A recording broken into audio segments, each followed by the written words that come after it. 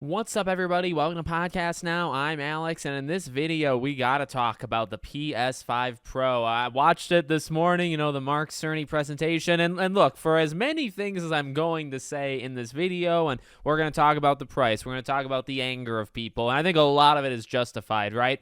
I do want to just throw out that I still think Mark Cerny is a brilliant mind, one of, if not the most brilliant people, honestly, in gaming right now, and I do think when it's his time to go and retire, that's going to be a huge loss. I mean, this guy is an architect at heart, obviously giving us knack as well, but, PS6 is probably his last run, and then once that's over, I highly doubt he's going to be still, working to kind of give us what the PS7 is going to be. However, maybe at this pace, we don't really want to know what the PS6 and 7 are, but no, I don't know. I feel like this is a mistake, right? But I don't think this is a full-on plan or full-on showing of like where we're going for PlayStation. I don't know if I would expect the PS6 to be as disappointing and as filled with anger as the PS5 Pro. I do want to throw it out there, and I want to throw out that I have a lot of respect for that guy, and I don't know, he's obviously a pretty big deal, and I don't think it really has anything to do with him, but let's talk about it. So,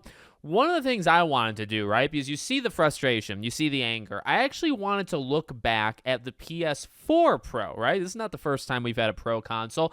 What was the reception like to the PS4 Pro? And an easy one is likes to dislikes on YouTube, and the PS4 Pro was actually massively well received. It's nothing like this. This is astonishing. Now, there are just more likes and dislikes in general right now than there was back on the PS4 Pro. It's getting more views. It's gonna get more views at the end of the day, than versus the PS4 Pro.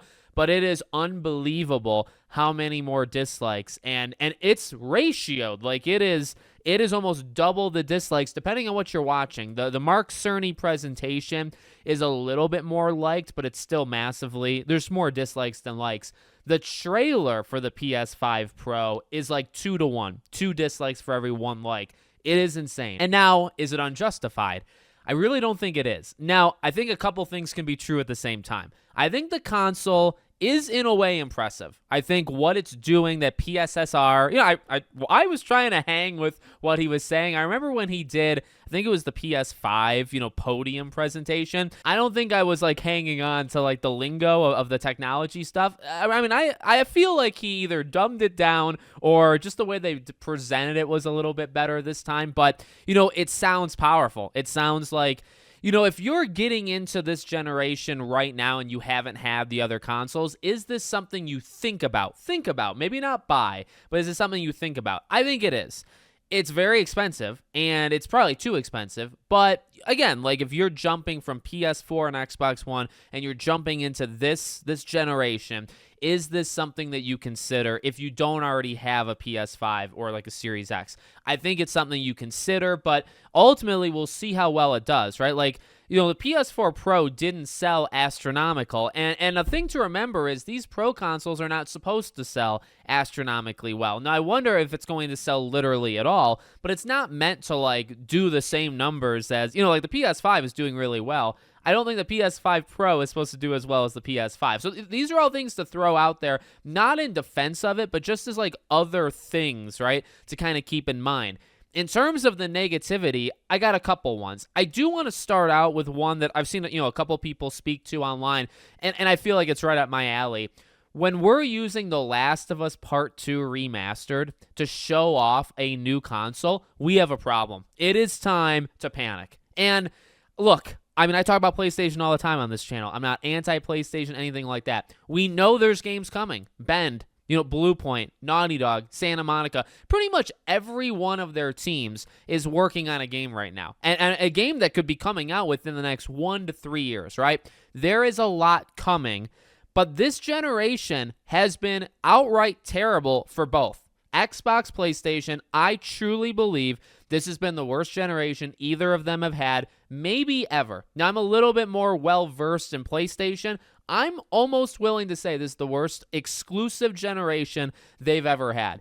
And honestly, I feel like it really comes into focus when you do this. When you are showing the PS5 Pro, and your big games coming out this fall to try to sell it is an Until Dawn remake on a 9-year-old game that maybe shouldn't even be happening, and then Lego Horizon. And I guess you have Astrobot, right? You do have a lot of games that are getting the patches, but, and again, like, the technology is cool, that AI scaling, like, again, like, I'm not going to pretend like I know everything about these technology things, but, like, it's powerful. I like how he explained it. You could see the differences, Ratchet and Clank, he showed The Last of Us, like, yeah, is it an upgrade over the PS5? 100%, actually, like, 45%, they showed in some of those stats. Like, it is a legitimate upgrade to the PS5. And again, I think it's something you think about if you don't already have a PS5. But if you have a PS5, to spend that money, and we're going to talk about money in a second, but I want to kind of finish up the gaming thought. It's just upsetting when Ratchet and Clank, Spider-Man, and The Last of Us Part 2 are your games that you're showing off for. Like, do we not see that as a problem, right? Maybe, like Spider-Man. And look, has there been good games on the PS5 exclusively? Yes, there has, but there hasn't been too many of them. I mean, it's been 4 years this November, and we really don't have a lot of them. And even like this year, you don't have you have Final Fantasy VII Rebirth, you have Stellar Blade, but this is where like that third-party stuff kind of stings a little bit more, right? Because like this is your console. Now you got to show off your games, and yeah, you got the Hogwarts Legacies that's getting a patch, and things like Alan Wake 2 is another one, right? You can use third parties to help you for sure, but I feel like it just looks bad and it feels bad just like watching the presentation, and I'm seeing the difference in The Last was Part 2. Is there a difference? 1,000%. It's actually night and day. Like, it does look legitimately better, but we're using a game that came out in June of 2020 before the PS5 even released. Now we're using the remaster version, but we're using it's a game that came out 4 years ago, not even on this console. You know what I mean? We're using Ratchet and Clank that came out in, I think, June of 2021. Why are we doing this? So that's something that just is kind of upsetting in the PlayStation ecosystem, not even just the PS5 Pro. Then you get to the price, right? So, okay, is the console itself actually worth $700? I don't know, but I can tell you, I want to look at this, okay, real fast. Jeff Keighley posted a tweet that I thought was really interesting. Adjusted for inflation. Inflation's very important, especially when you do these movies. All these movies are setting records. Well, let's adjust these big movies in the 90s or early 2000s. Let's adjust it for inflation. Those movies made a lot of money, right? But PS1, $611. PS2, $546. PS3 was just where they went. We know this. We know PS3 was the dark ages, early on. $778, the most expensive of any of these. PS4 dropped massively to $538. PS4 Pro, even less, $522. PS5 back up to $606, the first time, it's been that high since the PS3. And the PS5 Pro, $699. Only the PS3. And see, here's the thing. Honestly, you can look at this adjusted for inflation and, whatever. You can have whatever opinion you want. It's interesting to me that the two consoles that has caused the biggest stir in the community are the two highest priced ones adjusted for inflation. You look at all of those, there's 7 in all. The highest ever was PS3 at $778, miles above even the PS5 Pro, actually funny enough, but that was hated. And that's why PS3 actually started from behind that generation. If you remember, they actually caught up, and PS3's actually outsold the 360. Many people think it's because of the disc drive and being able to do Blu-ray, but, that could be the reason, but ultimately, that's the story. The PS3 started very slow, and it took years to kind of rebound, including cost-cutting and all that stuff. And you look at that, right? PS3 is the highest one. What's the next highest? Is PS5 Pro. Funny enough, PS5 is just underneath the PS1. That was probably, I wasn't around to get a PS1 day one, but that was, I assume, expensive for the time. But it's just interesting, right? PS3, I wasn't around, but I knew about it. I mean, it's long been talked about, and we know the history of PlayStation and the PS3 era and how they started. So it's just funny that you have that, and then now you have a lot of people upset. PS5 Pro, it's the second highest cost. So also, forgetting the adjusted for inflation, is $700 too much? Yeah, it kind of is. Now, here's the funny part. Not even that funny. It's $699.99, right, for US. the prices across the world are freaking insane. This thing, I believe, is like $960 Canadian. I think it's $958, something like that. Almost 1,000 Canadian dollars. This thing is in the thousands, depending on which currency that you're in. I can't believe it. Like now, look, when the PS5 was coming out, Xbox Series X, like you have a lot of people online that do the whole, I'll just get a PC, like, going back and forth with that. Now, I would argue that getting like a really strong PC, is going to run you $2,000, $3,000, $4,000, and it's much, much cheaper to get a console. But you can get a pretty good PC for what? $1,200, $1,300, $1,400, $1,500. So you're still doubling the PS5 Pro, but you can get a pretty darn solid PC for that, and probably a PC that's stronger than the PS5 Pro, right? Now you're doubling the cost, but at least you don't have everything else, all the other messes we've talked about, right? Like, have we even really started this generation yet? Where are all the games? PS6 is 4 years away. That's where it starts to hurt it, right? Because, even if you spend $500 more on a PC, you could argue that's, buying the PS5 Pro is still a better deal. But when you combine everything else, like, this is the weakest, as I said earlier, like, I really think this is the weakest gen that PlayStation and Xbox, but specifically here for PlayStation, it's the weakest generation PlayStation has ever had, at least in my lifetime. And my lifetime is the entirety of the PlayStation life. So, I don't know, like all of those things combined, is it worth $700? To me, it's not worth $700. Also, across the world,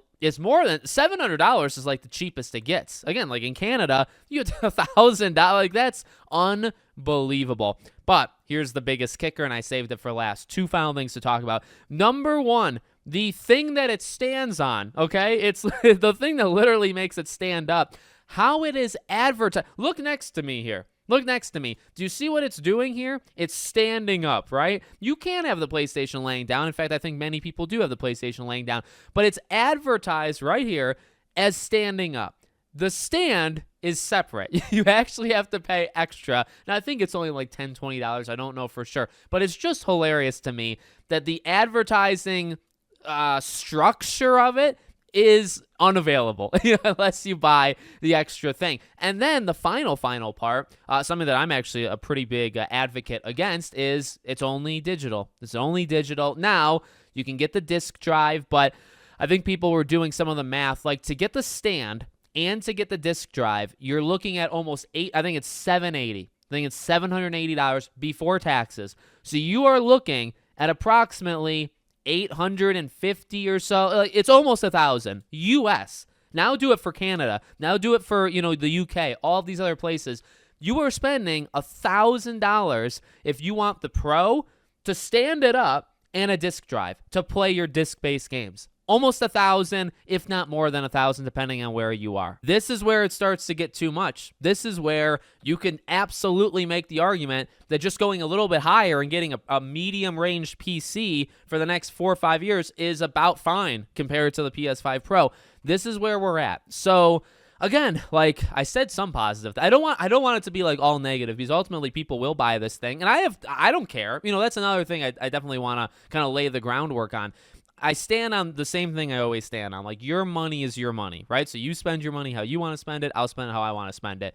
There's nothing against it. If you want to buy it, if you don't want to buy it, I think that's what makes my channel kind of unique. I have total respect if you're getting it and if you're not getting it. It's your call, and it's your money, and it's your life. So I want to make that known. But it's crazy, and it does have ramifications going forward. I can't believe it. Like, again, is it an upgrade? It absolutely is. It is the best PlayStation console that's out. Like, that's true. That's absolutely true. But the issue is everything else. It's not a great time. Now, they can't control the economy. They can't control the world, right? So I don't want to put that on Sony and on Microsoft, right? That's not up to them, and I'm not going to put the blame there. But it's still too expensive. The disc drive and the stand is kind of hilarious, and it's really like a coming together of all the weaknesses that we've seen so far of this generation. And for me, it's like a tipping point, or like a blowing up point, right? Where it's like, we've been saying these things, we've been noticing these things. Now it seems to be all coming together because of the Pro, and now it's like falling over, and it's an issue. It's a pretty big issue. So